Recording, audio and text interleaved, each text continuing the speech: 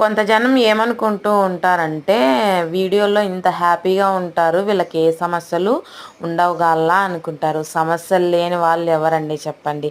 సమస్యలు లేని వాళ్ళు ఎవరు? బాధలు లేని వాళ్ళు ఎవరు చెప్పండి? ఎదిగే వాళ్ళు ఉంటే చూటిపోటు మాటలు ఎంత జనం అంటారు.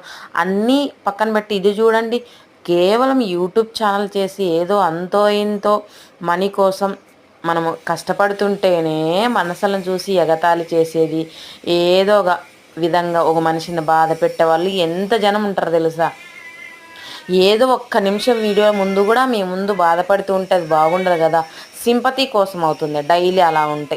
ఏదో ఒక విధంగా అవన్నీ మర్చిపోయి మీతో మంచి మంచి వీడియోలు చేస్తూ ఉంటే మాకు కూడా అలాంటి బాధలు కలవు కాబట్టే మీకు మేము హ్యాపీగా ఉన్నట్లు కనిపిస్తాం. నేనంటే నేనే కాదు, ప్రతి ఒక్క యూట్యూబర్కి ఇదైతే సాధ్యమండి.